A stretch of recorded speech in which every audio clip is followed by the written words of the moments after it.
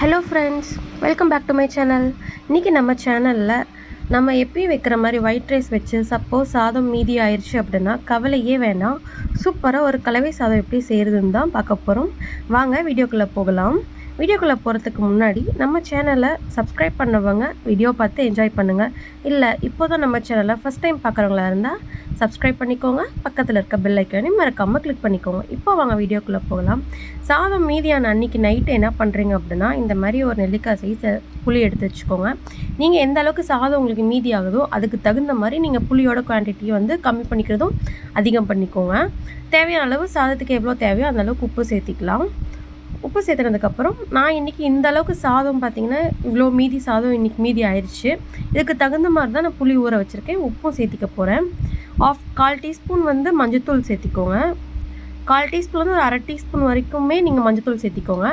சேர்த்திட்டு கொஞ்சமாக ஒரு 1/2 கிளாஸ் தண்ணி ஊற்றிக்கோங்க. ஊற்றி நல்லா இந்த மாதிரி ரொம்ப கெட்டியாக வந்து கிளறிக்கோங்க. புளியை ரொம்ப தண்ணியாக வந்து புழிஞ்சு விட வேணாம்.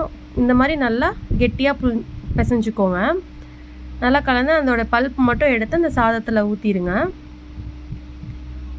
ரொம்ப நிறையா தண்ணி ஊற்றி நம்ம ரசத்துக்கெலாம் கரைக்கிற மாதிரி கரைச்சிடாதீங்க. ரொம்ப கம்மி தண்ணி ஊற்றி கலந்துக்கோங்க. இப்போ அந்த சாதத்தில் ஊற்றினதுக்கப்புறம் அந்த சாதத்தை ஃபுல்லாக நம்ம நார்மலாக எப்பயும் தக்காளி சாதம் லெமன் சாதம்லாம் கிளறுவோம் இல்லையா, அந்த மாதிரி புளி வந்து நல்லாவே அந்த சாதத்தில் எல்லா இதுலேயுமே வந்து நல்லா மிக்ஸ் ஆகிற மாதிரி நல்லா கலந்து விட்டுக்கோங்க. இது ரொம்ப நல்லாயிருக்கும், ட்ரை பண்ணி பாருங்கள். இது வந்து பிஃபோர் நைட்டே இந்த செஞ்சு வச்சிடணும். இன்றைக்கி சாதம் மீதி ஆகுது அப்படின்னா இன்றைக்கி நைட் இந்த மாதிரி நம்ம புளி தொளிச்சு எடுத்து வச்சிடணும். இப்போ எல்லாமே சாதத்தோடு நல்லா மிக்ஸ் ஆகிடுச்சு. இந்த மாதிரி நல்லா அழுத்தி விட்டு மூடி போட்டு வச்சுருங்க.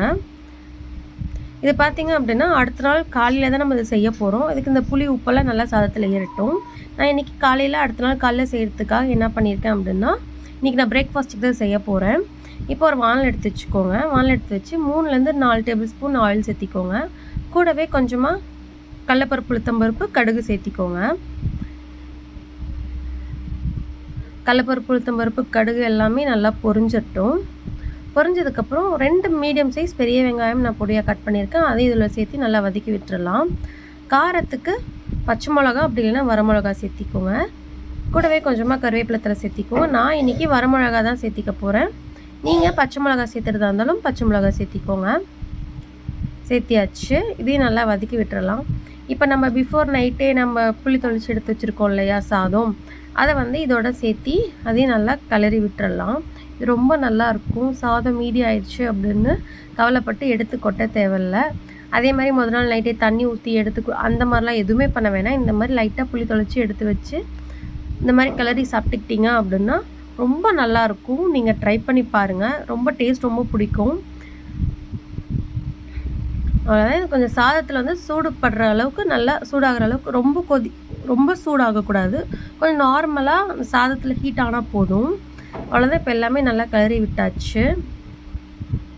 நீங்களும் இந்த சாதத்தை ட்ரை பண்ணி பாருங்கள். ட்ரை பண்ணி பார்த்துட்டு எப்படி இருக்குன்னு மறக்காமல் கமெண்ட் பாக்ஸில் கமெண்ட் பண்ணுங்கள்.